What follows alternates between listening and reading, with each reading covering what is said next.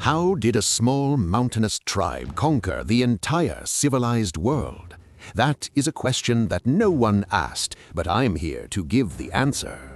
Indeed, most civilizations like Rome, Greece, or the Mongol Empire had a quite obvious reason to expand rapidly, such as notorious republican institutions, a superior military machine, mobility, tactics, or extra-competent rulers. However, in the case of Iran, we don't see a clear way for a civilizational outburst. Today, I will argue that the main reason for the unprecedented success was their religion and therefore mentality. Now, most of you wouldn't even know what the ancient Persians believed. Some may have heard about Zoroastrianism, the religion of Zarathustra, and pagan cults, but we're here to reveal the true nature of this belief and the exact points that allowed it to overwhelm the entire Middle East. This mentality is still reflected throughout the post-Persian world. Be it Turkic or Arab, the culture stays the same. Finally, let's start our journey and research the hidden history of Persia. The dust has finally settled over the Iranian plateau. The steppe Indo-European invaders now assured their control over the vast region of pastures for their numerous cattle. Genetically, the same people occupied the land from Anatolia in the west to Afghanistan in the east. All of these territories became a part of a huge economic success. Their ranks continuously grew in numbers and strength, up to the point where their armed forces could effortlessly compete with those of huge empires of the Fertile Crescent, powered not by millions of slaves and farming landscapes, but by a strong desire for honor and glory. That was a time when the castles in the Levant region were the ones built with greed and deceit. Unholy rage and constant resentment grew among all of the social classes and fueled the endless wars and rivalry among the elites. Unlike their decadent neighbors, the Iranians did not bear such weaknesses, united by the necessity to stand up against the Assyrian terror directed against them. By this time, the religion of Zarathustra, or Zoroaster, became omnipresent among the Iranian tribes, and only a spark of will was needed to ignite the world fire. This spark was the Medians and their ally in Babylonia. This ally, as mentioned before, was a part of the deceitful and greedy machine of corrupted power and unwise rule. This was just an opportunity for the Medians to support someone who would allow them to weaken the Assyrians, and the plan worked pretty well. Now, the main difference from the empire in decay, which were the Neo-Assyrians, was piety and holiness. Let's now dive deep into Zoroastrianism. Long ago, between 2000 and 1000 BC, the Iranian world was also one of constant war and chaos, treachery and conquest, massacre and pillage, and the ones who let this happen were the corrupted priests. In a highly mountainous area, it is quite easy for your opponent to just take your cattle and move to another isolated location and attack you in 20 years when you become weaker. It's the main problem and weakness of steppe Indo-Europeans. Your economy is based on cattle. You intend to steal it from others and protect yours, which leads to perpetual warfare, both defensive and offensive. Iran is different. Plateaus allow you to preserve your way of life and prevent you from attacking others. While stopping the cruel cycle of civil war, it also allows the aristocracy and priests to start exploiting the benefits and oppressing the lower classes with the sword inherited from the previous epoch of conflict. That's when Zarathustra arises. He calls out the lies of the corrupted priests and provides an opportunity for the common man. He says, no matter to whom you were born or who you've been for your whole life, you can always choose the side of Ahura Mazda, join the forces of good, and defeat the chaotic abyss of present days. He explains why evil exists and why this state of things is natural and inevitable. When there is love, there will be hate. When there is happiness, there will be misery. When there is order, there will be chaos. When there is something, there will be nothing. You cannot have good without evil, great without terrible, strong without weak. If you can't be healthy, then you can't be sick. Only the existence of the opposite side makes good things so desirable. This world is immersed in duality. It's built on opposites, and any minor bad trait in you will always drive you into darkness. However, if you tell the truth, fight the unjust, and keep the light glowing, you will find your place beside Ahura Mazda. Not only your deeds shall be righteous, but your words and even thoughts. Your soul must be completely clean from evil.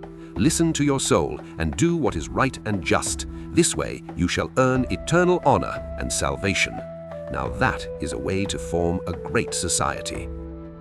This prism of sight most certainly was not formed by a single mythical prophet, but is a product of a mixture between three different peoples, as it is seen today in every descendant of Iranian genetics.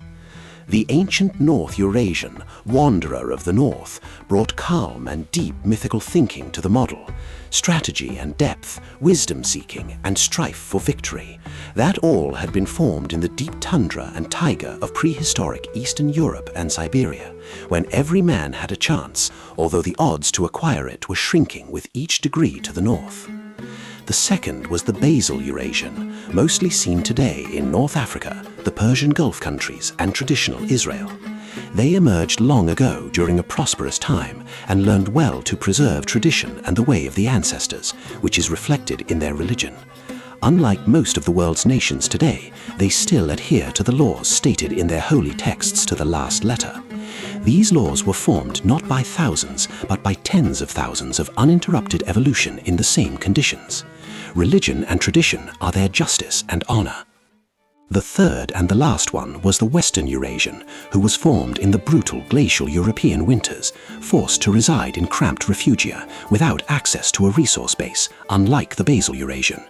They are similar to ancient North Eurasians in a way, except for the fact that they were enclosed with each other and didn't have an opportunity to go and hunt down a random deer in endless spaces of Siberia. They needed to act together and act really quickly, or just destroy their enemy not because of envy or sophisticated hatred, but with pure reptile survival mentality. Either we kill them and eat that food, or we die, nothing personal. Instead of building an adventurous mindset, exploring extensive opportunities, they decided to deal with the clown leaders who exploit them on sight. You don't live by tradition, you live by need. If you're stealing our fought for food, no matter how noble and ancient your dynasty is, its rule is going to end.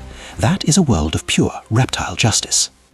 Now these three fascinating components merged long ago with a little influx of Indo-European steppe genetics, although the main role of the herder invaders was in uniting the people with a consistent mythological narrative, hence Zarathustra.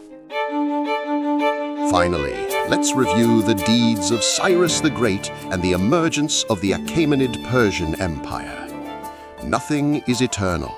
The Medians, who once revolted against injustice and proved good and freedom to be victorious and superior, now plunged into corruption and elite conflicts, which allowed the truly virtuous ruler, Cyrus the Great, to use this situation and install his rule over the vast territories of a once dominant state. While building his empire, he was always showing mercy and righteousness. He did not change the social order, the ruling elite, the religion, or the ethnic composition. He did not punish someone who was not a threat or a criminal. The fact that he allowed the Judeans to return to their homeland alone was a huge demonstration of real virtue, a trait that civilized people hadn't seen for centuries. Though, as any Zoroastrian ruler, he was really dualistic. If you accept his rule and help him fight the darkness for the sake of Ahura Mazda, you'll be rewarded. If you betray or interfere, you will not be treated so gently. Even despite that, most of the time unnecessary violence was avoided. During the conquest of Lydia, well-known people, the Greeks of Ionia, declined Cyrus's offer to join him and overthrow the tyrannical rule. When Lydia was finally defeated, they had the audacity to propose living under the same terms as they did under the Lydians. Of course, any other leader would have just absolutely crushed the arrogant city-states and razed them to the ground. But not Cyrus.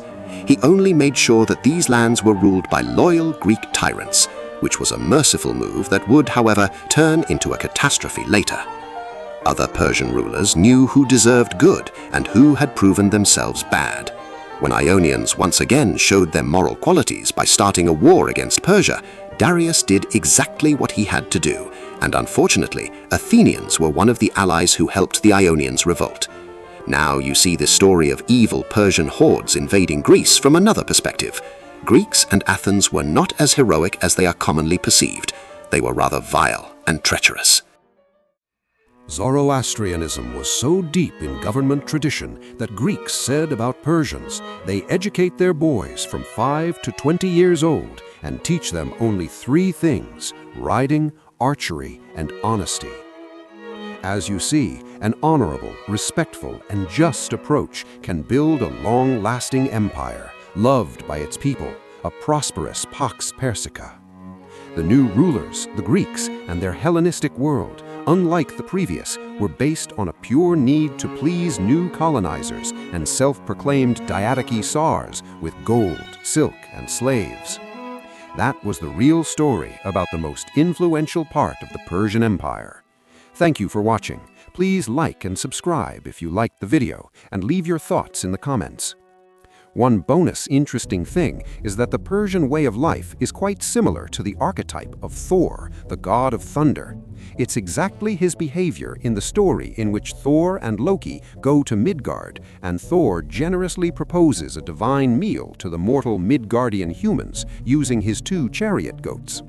Thor strictly instructs them to leave the bones on the goatskins. Nevertheless, Thialfi breaks the bones, and in the morning, after resurrecting his goats, Thor sees that one goat is lame in the hind leg. He gets furious and is almost about to raze the house to the ground with a lightning bolt. But the farmer's begging to atone makes Thor show not only his generosity, but his divine mercy, and he takes the farmer's sons as his servants. This pattern is omnipresent in Nordic stories and European history, and is inherently Thoric: mercy and generosity for the worthy, and a horrible destiny for the ones who don't value Thor's virtue enough. I believe that this part of our mind derives exactly from the Iranian genetic component that was introduced through Indo-Europeans. No other way could it have been so powerful without circulating through our blood, and therefore, after thousands of years, it was precisely described in Nordic mythology through the figure of Thor, almost indistinguishable from Zoroastrianism and Persian morality. That is Thor, and that is the Thoric archetype. This video starts a cycle where I will review every 4 of the genetic components of Europeans that I described in my previous video. This time, as obvious, we took CHG, or simply Iranian component. Gods be with you.